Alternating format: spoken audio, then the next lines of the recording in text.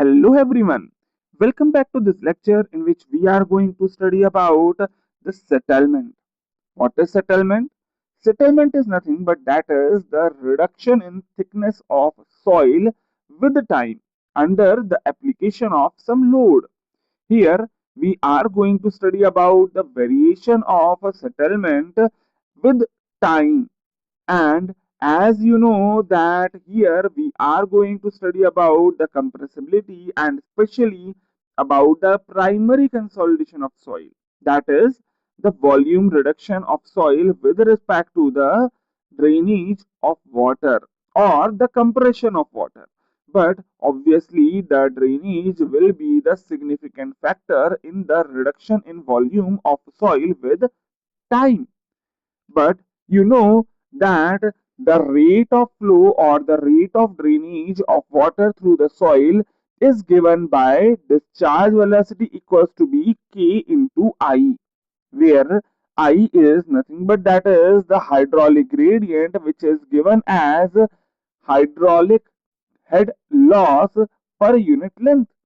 In the initial stage, as the water have more head, that is water is carrying all the extra load that is applied to the soil, the head to be lost will be more and the hydraulic gradient will also be more. That is why in the initial stage, as the water is draining out at a higher speed because of higher value of hydraulic gradient, the rate of settlement will be more in the beginning. Whereas, as the head available with the water will be almost equal to the surrounding water, that is equals to the self weight of the water only, then finally the drainage will stop. But the rate of settlement or the rate of reduction of volume of soil will depend upon the rate of flow of water, and this rate of flow of water will be highest in the beginning and it will slowly gradually decrease. That is why the rate of settlement also decreases with the time, whether the soil is sandy or clayey. Permeability or the flow of water follows the same rule in all type of soil. But if you check about the relative rate of settlement in the clay and sand, then as you know that the permeability of clay is less, that is why you can see here that the rate of settlement will be less in clay. Yes, in this particular graph, we have purposely drawn the compression or settlement in the negative y. The reason is that settlement is nothing but that is the change in thickness, that is delta H. And here, as the value of H, that is the thickness, is decreasing, delta H value will be negative, and that is why it is drawn downwards, not in the upward direction.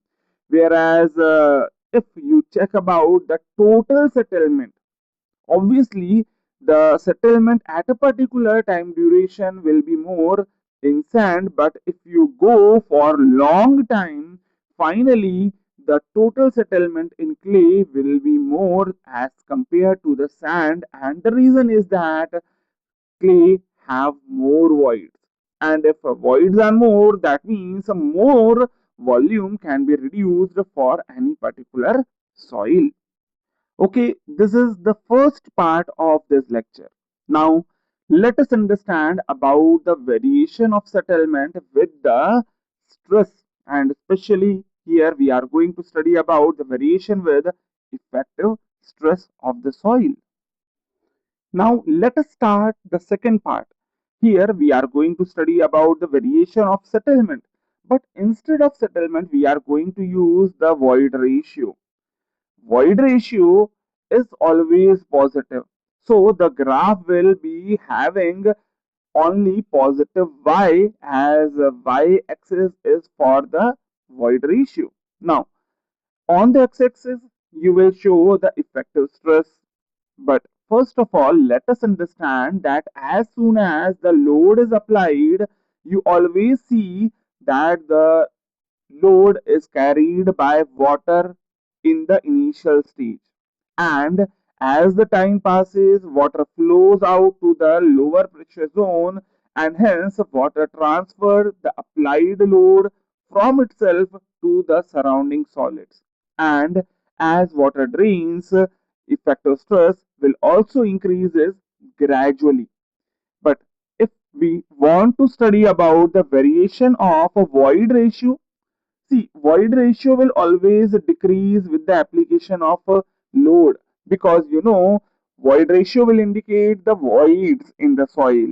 So if you see about a soil on which the load is applied for the first time, you will see that the rate of decrease of void ratio will be more in the beginning, and hence the slope will also be more in the beginning. But as the effective stress is increased to a more value, then you will see that the decrease in the void ratio will be less and the slope will also decrease, making the slope flatter. Now, if you apply this load on the particular soil, then the increase in the effective stress at the end of this process will be exactly equal to the load that is applied, that is small q.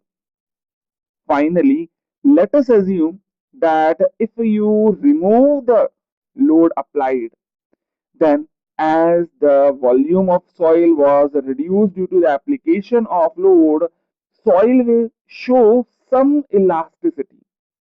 Remember here, soil is not 100% elastic, but yes, there are some components or there is some value of elasticity that is present in this soil also.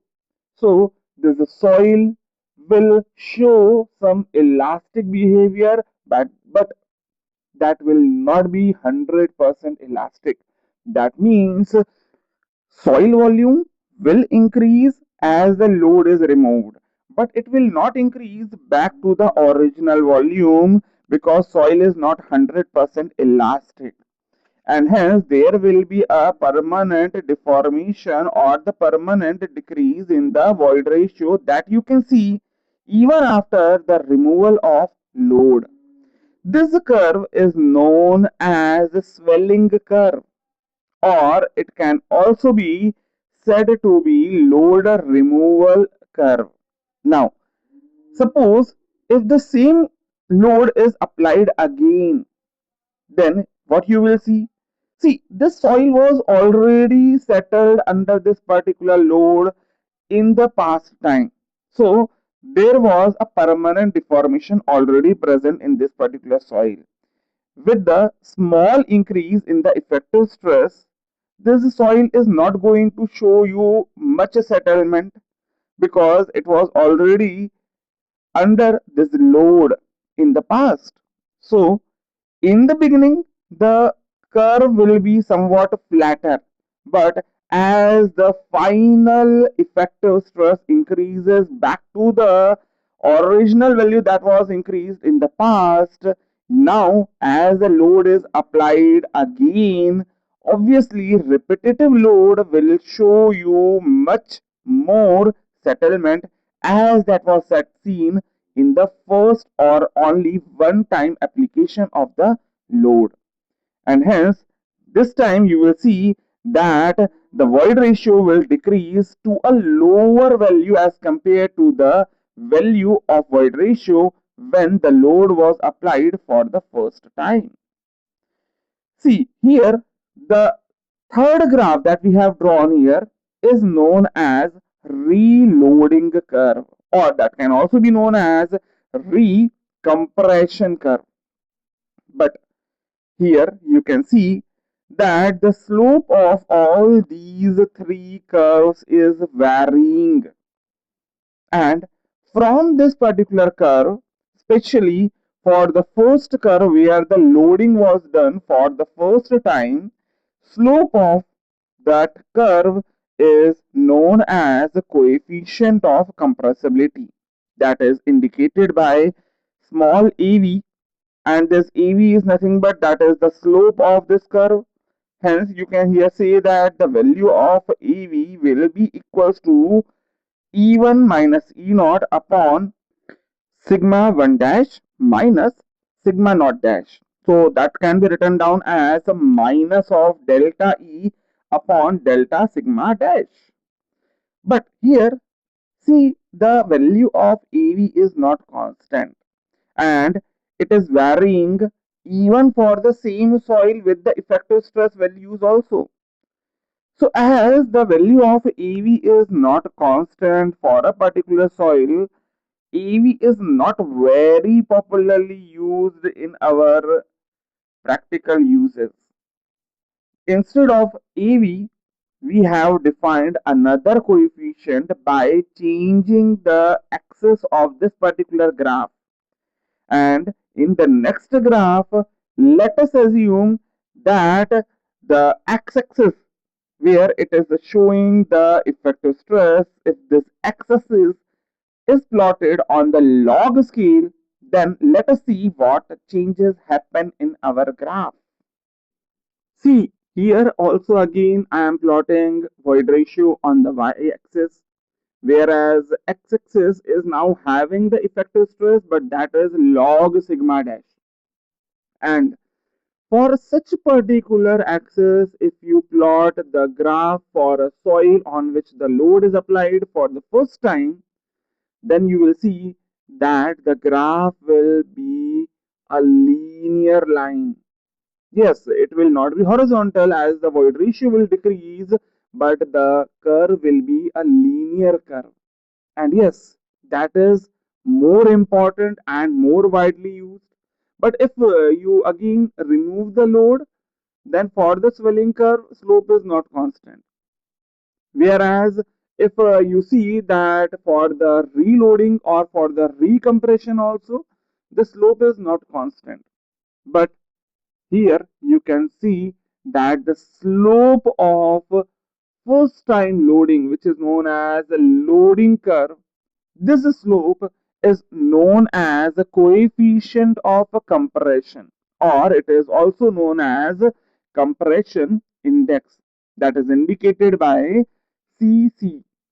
This Cc will be nothing but that is equals to be E1 minus E naught upon log sigma 1 dash minus log sigma naught dash, whereas the value of the Cc will be almost constant. Such a particular soil, such a particular soil on which the load is applied for the first time is known as normally consolidated soil, or it is also known as virgin soil, and the curve is known as NC curve, that is normally consolidated curve, that is linear for this particular case, or it is also known as virgin compression curve. And this Cc, the slope of this curve, is widely used across the whole consolidation. Now, let us understand that the slope of a second curve, that is the swelling curve, is indicated by Cs, whereas the formula will remain the same, that is delta E upon log sigma f dash upon sigma naught dash, but the values will be different.